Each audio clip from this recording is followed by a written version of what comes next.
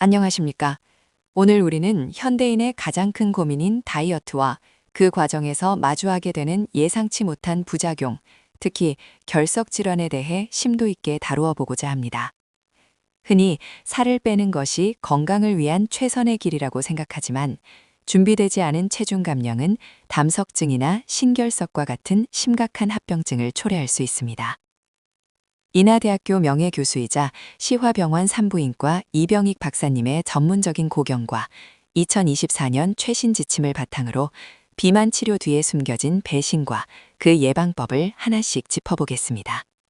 다이어트 초기 빠른 체중 변화는 즐거움을 주지만 우리 몸의 담낭에는 엄청난 무리가 갑니다. 연구에 따르면 주당 1.5kg 이상의 급격한 감량은 담낭의 수축 기능을 저하시켜 담즙이 고이게 만드는 담즙 정체 현상을 유발합니다. 이 그래프에서 보시는 것처럼 체중이 급격히 떨어지는 시점과 담석 위험도가 스파이크를 치는 시점은 정확히 일치합니다. 정상적인 감량보다 담석 발생 위험이 무려 15배에서 25배까지 상승하는 이 구간을 크리티컬 존이라 부르며 무리한 단식보다는 완만한 조절이 필요한 이유입니다. 최근 비만 치료의 게임 체인저로 불리는 GLP-1 주사제, 즉 삭센다나 위고비 같은 약물들도 양날의 검을 가지고 있습니다. 이 약물들은 뇌의 작용에 식욕을 억제하지만 동시에 소화기관의 운동성까지 떨어뜨립니다. 특히 담낭의 수축 운동을 강력하게 억제하기 때문에 담즙이 결정화될 충분한 시간을 주게 됩니다. 결과적으로 약물을 사용하지 않은 그룹에 비해 담석 발생 위험이 약 1.46배 높아진다는 임상 통계가 있습니다. 주사제 치료를 고려하신다면 반드시 담낭 건강 상태를 미리 체크하고 전문가의 관리를 병행해야 합니다. 지방 섭취를 물리적으로 차단하는 제니칼 같은 지방 커팅제 역시 신장 건강을 위협할 수 있습니다. 원래 우리 몸에서 칼슘은 옥살산과 결합하여 대변으로 배출되어야 하는데 약물이 지방을 뭉쳐 내보내는 과정에서 칼슘이 지방에 붙어버립니다. 결국 주인을 잃은 옥살산이 장에서 과도하게 흡수되어 혈액을 타고 신장으로 이동해 돌을 만들게 됩니다. 심각한 점은 환자의 약 50%가 진료 시 이러한 약물 복용 사실을 누락하여 원인 불명의 신결석으로 고통받는다는 것입니다. 영양제나 약물 복용은 반드시 투명하게 공유되어야 합니다. 향정신성 식욕 억제제의 성분 중 하나인 토피라메이트는 소변 성분 자체를 변화시킵니다. 이 성분은 우리 몸의 탄산탈소 효소를 억제하여 소변을 지나치게 알칼리성으로 만드는데 이는 결석이 생기기 가장 좋은 환경을 조성하는 꼴이 됩니다. 실제 임상보고에 따르면 토피라메이트 복용 환자의 약 10%에서 20%가 신결석을 경험하는 것으로 나타났습니다. 다이어트 중 갑자기 옆구리 통증이 느껴지거나 소변색이 변했다면 단순히 운동 부족으로 치부할 것이 아니라 복용 중인 약물의 부작용은 아닌지 즉시 의심해보고 검사를 받아야 합니다. 가장 드라마틱한 체중 감량을 보여주는 비만 수술은 역설적으로 결석 질환의 가장 위험한 구역이기도 합니다. 위절제술이나 우회술을 받은 환자들은 매우 짧은 기간 내에 지방 대사가 급변하게 됩니다.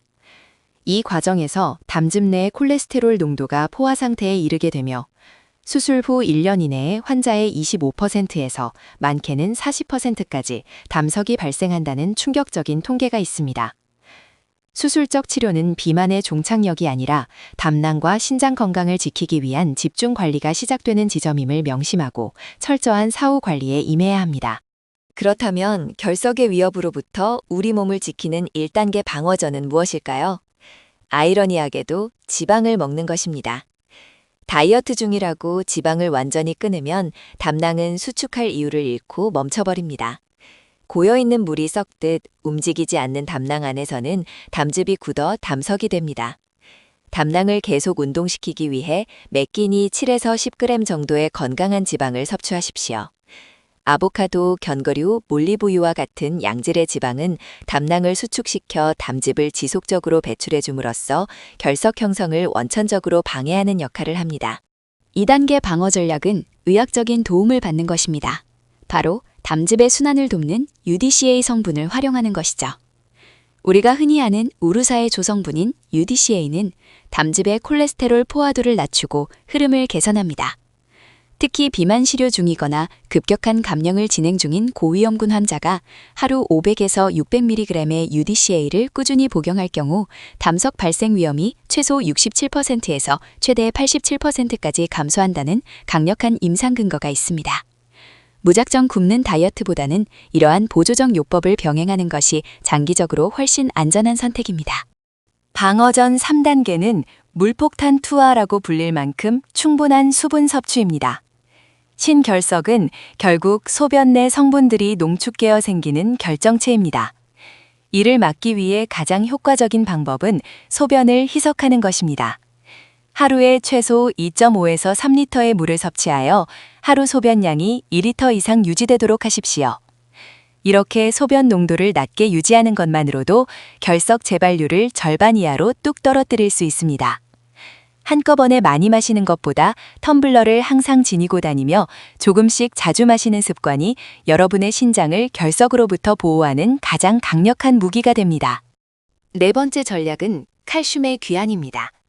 앞서 지방 차단제가 칼슘과 지방을 결합시켜 옥살산 흡수를 높인다고 설명드렸습니다. 이를 해결하기 위해 오를리스타트와 같은 약물을 복용할 때는 우유나 유제품 등 칼슘이 풍부한 식품을 의도적으로 함께 섭취해야 합니다. 이렇게 들어온 칼슘은 장 내에서 옥살산과 밀이 결합하여 덩어리를 형성하고 혈액으로 흡수되는 대신 대변으로 안전하게 배출됩니다. 약물이 다루채는 칼슘보다 더 많은 칼슘을 공급함으로써 신장에 옥살산이 쌓이는 것을 원천 차단하는 영리한 식단 관리가 필요합니다. 이제 다이어트의 템포를 조절해야 할 시간입니다. 토끼보다는 거북이처럼 천천히 하지만 꾸준하게 움직이는 것이 대사 건강의 핵심입니다. 우리 몸이 급격한 변화에 저항하며 부작용을 일으키지 않도록 주당 0.5kg에서 1.0kg 정도의 점진적인 체중 감량을 목표로 설정하십시오. 이 속도는 우리 몸의 대사 시스템이 적응할 수 있는 최적의 속도이며 담낭과 신장에 가해지는 부하를 최소화할 수 있는 안전한 범위입니다. 빨리 가는 것보다 멈추지 않고 건강하게 목적지까지 도달하는 것이 성공적인 다이어트의 진짜 정의입니다. 진정한 다이어트의 성공은 단순히 체중계의 숫자를 줄이는 것이 아니라 대사적 안전을 확보하는 것입니다. 많은 사람들이 합병증 관리는 뒤로 한 채 오직 체중 감량에만 매몰되곤 합니다. 하지만 보시는 것처럼 단순 체중 감량과 합병증 관리는 동전의 양면과 같습니다. 신결석, 담석증, 대사 불균형을 고려하지 않은 감량은 언젠가 더 큰 대가를 치르게 합니다. 이제 우리의 시각을 얼마나 뺐느냐에서 얼마나 건강하게 시스템을 관리했느냐로 전환해야 합니다. 안전한 가이드라인 안에서 여러분의 몸을 지키는 똑똑한 관리가 시작되어야 합니다. 오늘 강의를 정리하겠습니다. 똑똑하게 빼고 안전하게 지키기 위해서는 3가지를 기억하십시오. 첫째, 다이어트 시작 전 기저질환 스크리닝을 통해 본인의 결석 위험도를 파악하십시오. 둘째, 복용 중인 약물의 특성에 맞는 맞춤형 예방수칙을 준수하십시오. 셋째, 식단 조절에만 의존하지 말고 주 150분 이상의 유산소 및 근력 운동을 병행하여 대사 효율을 높여야 합니다. 이병익 박사님과 함께 알아본 이 지침들이 여러분의 안전한 다이어트 여정에 든든한 방패가 되기를 바랍니다. 경청해 주셔서 대단히 감사합니다.